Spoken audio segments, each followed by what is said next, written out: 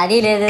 పైగా నా విగ్రహాన్ని కొనడానికి పెళ్లి సంబంధాల్లో పిల్లని చూడడానికి వెళ్ళినట్టు పొలవమను 10 మంది వెళ్తారు. అందులో ఒకడికి ఆ బొమ్మ నచ్చిందని, ఇంకోటికి ఈ బొమ్మ నచ్చిందని. నా కర్మ ఏంటంటే అక్కడ ఉన్నవన్నీ నా బొమ్మలే. మళ్ళీ తీరా 10 మందికి ఒక బొమ్మ నచ్చాక అమ్మేటోడు అలుసుగా తీసుకొని 10,000 15,000 అని బాంబు పేలుస్తాడు. ఎందుకురా బాబు ఇంత రేట్ అంటే కలకత్తా నుంచి తెప్పించాం అంటాడు. నాకు అర్థం కానిది ఏంటంటే ఎక్కడైతే నేను కలకత్తా నుంచి అయితే నాకన్నా మొనగాడు వస్తాడా, అక్కడ కూడా నేనే కదా.